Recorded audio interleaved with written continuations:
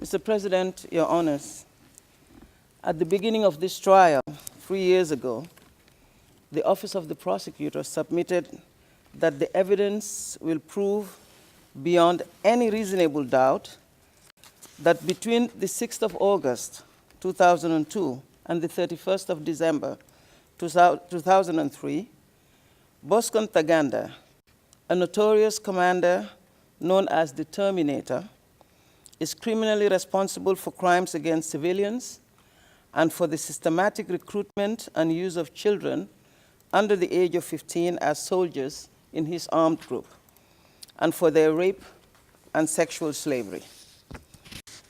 Today, we stand before this chamber to submit that the evidence has proven beyond all reasonable doubt that Bosco Ntaganda is indeed guilty of the crimes charged against him. The evidence tendered during trial proves the truth of witness P. 859's testimony to the court. The UPC's sole objective was to target the Balendu. Everybody knew that. It was the Lendus who were the real targets. This is what P. 859 said. The evidence, Mr. President, proves the truth of rape victim P19's testimony, which I recall here. Did you hear the UPC soldiers talking about the rapes? He said, yes, they talked about it. What did they say?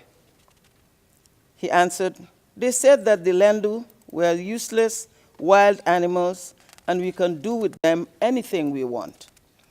They are not humans. Bosco Ntaganda is charged with 18 counts of war crimes and crimes against humanity committed in 2002 and 2003 in Ituri. 13 of these charges relate to violence committed during 2 separate but related attacks. The first, in and around Mongwalu and 4 neighboring villages over a 2-week period starting in November 2002. The second, in and around Lipri, Bamboo, Kobu, and roughly 23 neighboring villages over a 2-week period in February 2003. 5 of the charges relate to the enlistment and conscription of children under the age of 15 into the armed wing of the UPC. Their use to participate actively in hostilities and their rape and sexual slavery between 6 August 2002 and the end of December 2003. The evidence proves beyond reasonable doubt that through his continuing participation in the common plan, the accused is individually criminally responsible for these crimes, which he intended or knew would result in the ordinary course of events. In addition to his liability for his participation in the common plan, the evidence clearly proves that this accused ordered, induced, and contributed to the commission of crimes by persons acting with a common purpose. He intended the crimes and knew their commission would be assisted by his actions.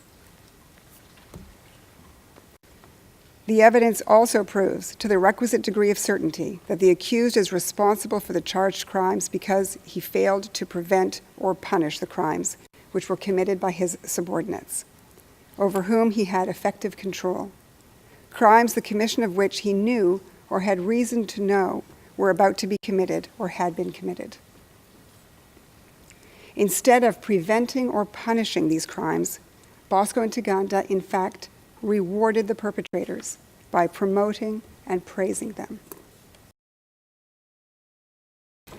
The evidence presented at trial establishes that Mr. Ntaganda and the troops under his direct command intentionally attacked civilians in Pluto, Mongwalu, Sayo, Nzebi, and Kilo, displaced or forcibly transferred the local population, and killed scores of innocent people.